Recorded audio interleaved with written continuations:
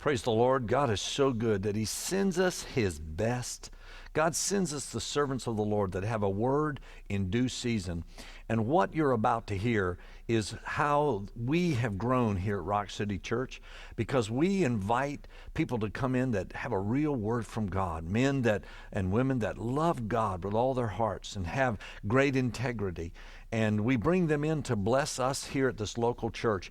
And we get to share that blessing with you, the audience. Those of you that view this by video and by YouTube, you get to view what God does here at Rock City Church. It's a great time and a great experience when we can come and sit together and hear the word of the Lord and know that we're being trained and we're being equipped to do all that God has us to do for His kingdom. So I bless you, and I know you're going to enjoy the speaker today because he's got a word from the Lord just for you.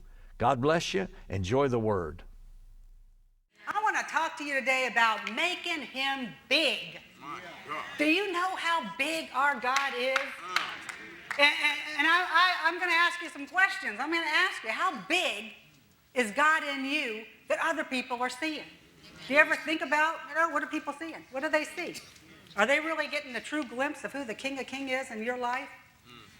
So it's officially the Christmas season, and we're celebrating His Son and the birth of Jesus Christ. And there's in the midst of it, there's crazy stuff going on in our world. Isn't there? I mean, it's just craziness, crazy people. Bad news on top of more bad news. Yes. From the terrorist in Paris to the terrorist in Bernardino to the crazies on the streets of Chicago and Baltimore and so many cities in our nation. I mean, it's just everywhere in our nation and out of our nation. And my gosh, what an opportunity to be a light, to tell people of the hope that we have in us. Who is the hope? People need hope today. People are hopeless. People are scared. People, they cower sometimes, and they get stressed out, and they get all caught up in all the negatives when there is so much to be thankful for. God, He's big. I want to talk to you about how big He is. He's bigger than better and badder than anything that the enemy is doing on the earth. And we need to get our eyes off of that, even though the news comes and makes it so big. And it is big. I'm not putting that down.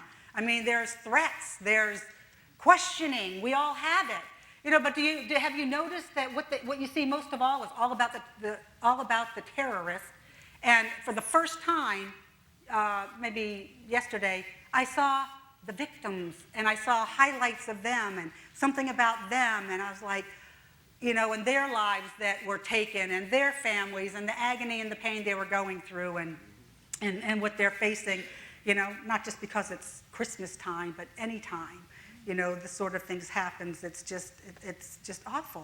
But God is bigger, and I want to bring you good news about how great He is.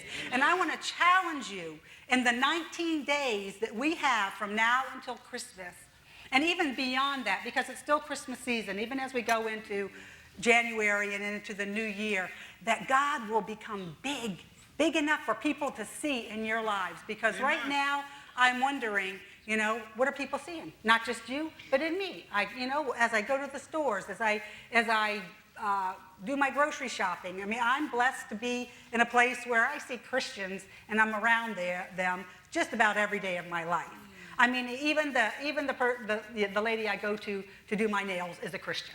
I didn't go to her because of that, but as I got to talking to her, I found out, oh, well, gee, look at this.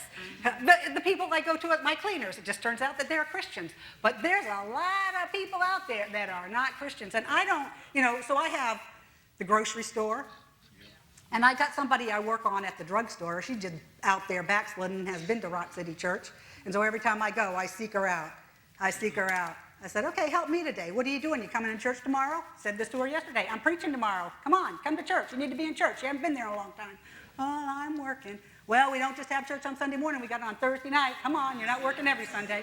I mean, we got to go out there and be a light and make Him big. Let's magnify our God this Christmas season. Let's make him big in our conversation, big in our workplace, big in our homes, because we got unsaved loved ones.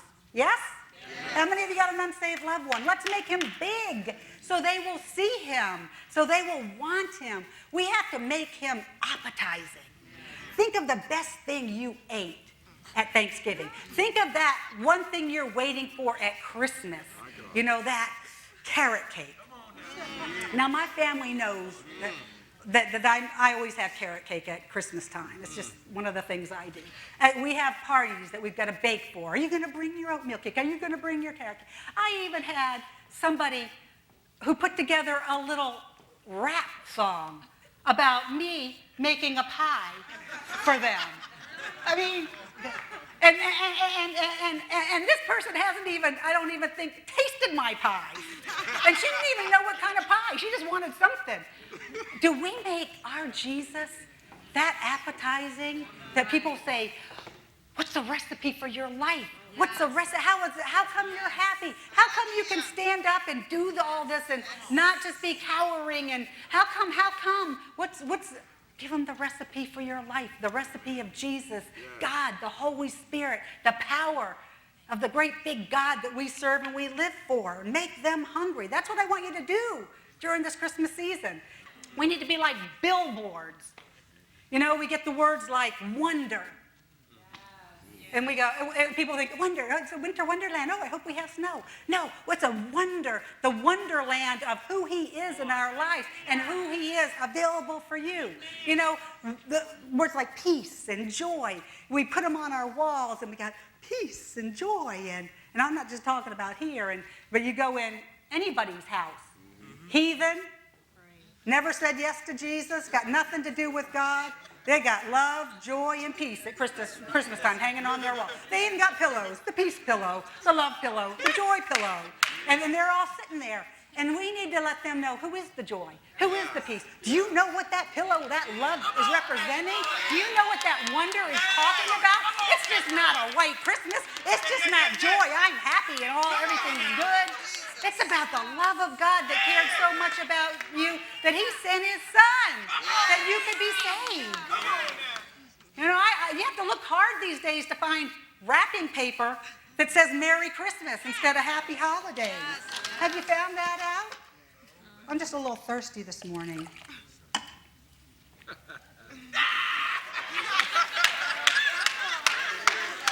Some of us get so bent out of shape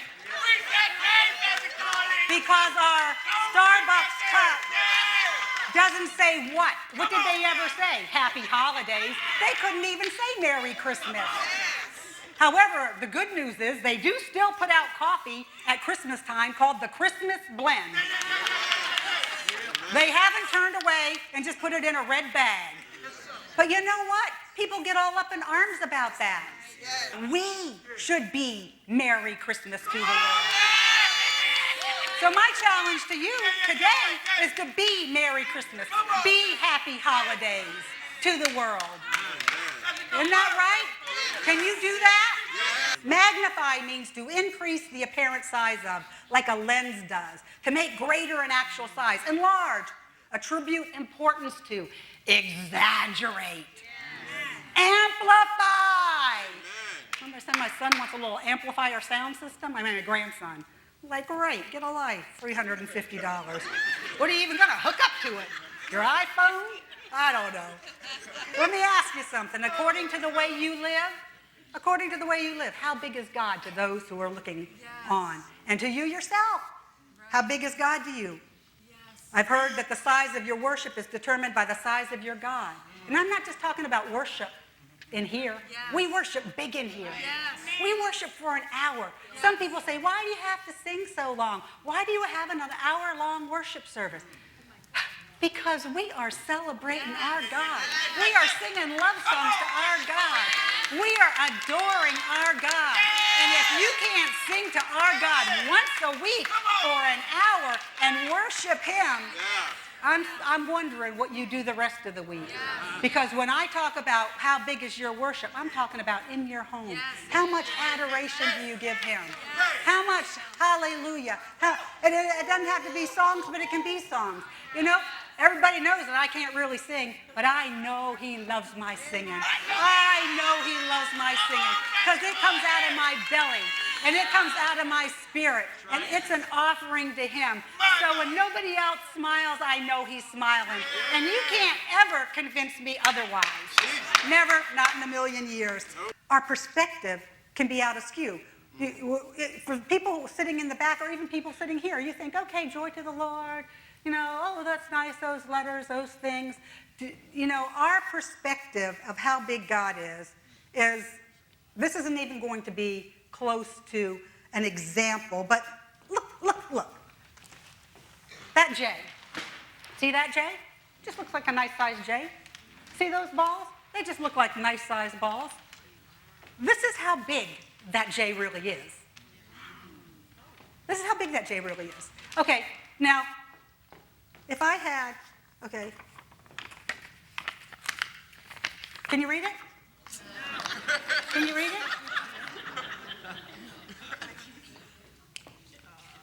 There's a capital M-A-K-E, him, God. Can you read it? Okay, what if I put it up here? Maybe you'll be able to read it a little bit better. Can you read it? I don't care. Maybe if you had binoculars or a telescope, you could read it. But the comparison to how big God is to our little old lives, we can't even get a perspective. I'm going to tell you. So when we see this, I'm giving this as an example as a perspective. We can be skewed. We can be so skewed. Psalm 99, verse 2 says, God looms majestic in Zion. Looms. I mean, just the word looms sounds big, doesn't it? He looms majestic in Zion. He towers in splendor over all the big names. Psalm 8, verses 3 and 4 says, when I consider your heavens, the work of your fingers, the moon and the stars that you've ordained, what is man that you take thought of him, or the son of man that you care for him? You know, God shouldn't be like fine print in our lives. That's not how he should look to other people. He should look like that great big J. He should look like the great big joy. 8 feet tall, great big, bigger than we are. These letters, they're bigger than we are. And sometimes, I mean, if you were to see the world, we have a world that we put up there. We have a big heart. They're huge when you get them. I'll go, is it that big? It just doesn't look that big when it's up there. But it's all in perspective. Let's just look at God from a physical perspective, okay? And this will help you because the galaxy that's nearest to our galaxy is the Sagittarius Dwarf Elliptical Galaxy. And how many of you know that? Okay, like 2. And it's about 80,000 light years away. 80,000 light years, okay? So this is the galaxy nearest to our galaxy, 80,000 light years away. Okay, just so you know, how many of you know how many miles a single light year equals? 6 trillion miles. A single light year equals about 6 trillion miles. That means the nearest galaxy to the Milky Way is about 480 quadrillion miles from Earth. Okay, all right, so that's a quadrillion.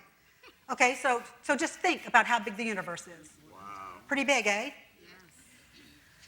So think about how big the universe is when scientists have estimated that there may be over 100 billion galaxies. How crazy is that? 100 billion of those 480 quadrillion. I mean, we can't even begin to fathom. Okay, so we know that out there is great big, right? That means the universe basically is just crazy, gargantuanly, humongously ginormous, right? Isaiah 40 gives us a little perspective. It'll help you, okay? Isaiah 40, verse 12. God, who has measured the waters in the hollow of his hand, or with the breadth of his hand, marked off the heavens. Okay, that's verse 12. Verse 22, it says, it is he who sits above the circle of the earth, and its inhabitants are like grasshopper, who stretches out the heavens like a curtain and spreads them out like a tent to dwell in. So going back to the first verse, verse 12, who has measured the waters in the hollow of his hand. The waters. What waters? The waters. The waters of the earth, the waters of everything. Here it is. God is able to hold out his hand, and then it says, and spread out his fingers and mark off the distance from one side of the universe to the other, from the tip of his pinky finger to the tip of his thumb. Abundance speaks of big, great, lots. It means present in great quantity. He's an abundant God. More than adequate, over-sufficient, abounding, well-supplied with something richly supplied, overflowing. Jesus said that he came to give an abundant life. He meant just what he said, abundant. How many of you have received an abundant life from Christ? Because you know, where would you be if it weren't for him? You know, does abundant mean you have everything? All the wealth you want, the houses, no, but you have it inside of you, which is the love, the peace, the joy that people are desperately after. You know, maybe there's some of you that are having trouble. No doubt there are. And maybe you're having trouble with the whole abundant thing and the whole joyful thing and the goodness and the peace part. You might be in the middle of some sad times. There's some bad times. There's some hard or trying times. I know that happens. We all go there from time to time. And you might just say, well, that's all good for you. Look at you. You're up there and you know, but, you know, so for all those nares, I'm going to give you some tips on how to get out of that place. Because it's not all about you. It's all about him. And God uses the hard times. God uses the difficult times. God uses the pain. God uses the disappointment. And that we can take and turn it around and use it. Because you know what? As we're out there in this world, there's other people that are more disappointed, that are hurting more, that are having greater pain, that are lost and questioning and confused, and they're dealing with so much more. And sometimes when you just talk to somebody and you go, oh, you know what? I've been through that. I know what that's like. Let me tell you. Now, I was here. I was kind of where you are, and this is what God did for me, and God can do for you what he did for me. God can take our pain. You know, having a miscarriage wasn't a good thing, having a miscarriage. I didn't like having a miscarriage. It was disappointing and sad and all those kind of things. But until I had a miscarriage when I was like 34 years old or 33, the first year we moved to Baltimore, within 3 months. As soon as I did, I was like, oh, now I know what it's like. I've had so many friends who had miscarriages and really didn't, you know, it was hard to minister to them because I had 2 great little kids, no problems with pregnancies, just, you know, you have it, you go forward, yeah.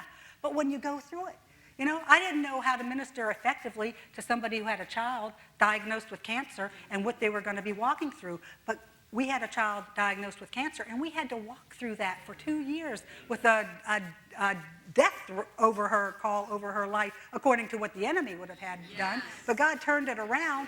We didn't get a miracle that happened overnight, you know, which we wanted. But we learned that walking through it day after day after day, refocusing, going through the pain, being there with her, seeing other people that were hurting and had it way worse than she did, even though she was stage 4A.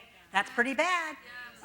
But we saw kids that died in the hospital room next door, but going through it for me, for my husband, and for Rachel, who says, if I had it to do over again, I'd go through it, because you learn compassion. You see other people who are hurting. You find out what it's like. And if we didn't go through the painful things we go through, if we didn't go through the physical ailments that we go through, if we didn't go through them, we wouldn't come out and then be able to turn and say, hey, you know, I can walk with you in this. I know what this is like because I've been there, and encourage it to them. So here are some tips. In the world there'll be tribulations, but he has overcome the world. The first tip is, I'm not going to number them. I learned that from my husband. Don't let distress drive you away. Let it drive you to God. 2 Corinthians 7, 8 through 12. This is in the Message Bible. I'm going to just read this to you real quickly. It's several verses. I know I distressed you greatly with my letter. This is Paul, Apostle Paul speaking. And he says, although I felt awful at the time, I don't feel at all bad now that I see how it turned out. The letter upset you for a while, but only a little while. Now I'm glad. Not that you were upset, but that you were jarred into turning things around. So he had to say some things that caused them to be distressed. And, you know, and maybe some people thought, geez, that's a hard thing to say. Gosh, he said that. He talked to him like that. He dealt with them like that. But he said, now look, that distress You let the distress bring you to God, not drive you from him. So sometimes we might go through distresses in our life, and we could list them. What are they? It could be financial distress. It could be physical distress. It could be relationship distress. You all have your own little item probably in your mind that is a distress to you, but we can take, and God will use those distresses to drive us to God instead of away from him. There's a purpose in pain. This is your second tip. And now, we can whimper and whine over our pain physical. It's not fun to have physical pain, but you know that there's some benefit to pain? Like putting your hand on a hot burner. The pain is so bad you take it off. Okay, if you left your hand there, you would catch on fire. Eventually, you would have third-degree burns. Your hand would eventually just melt away if you kept it there, if you didn't have pain, and you could end up dying from that.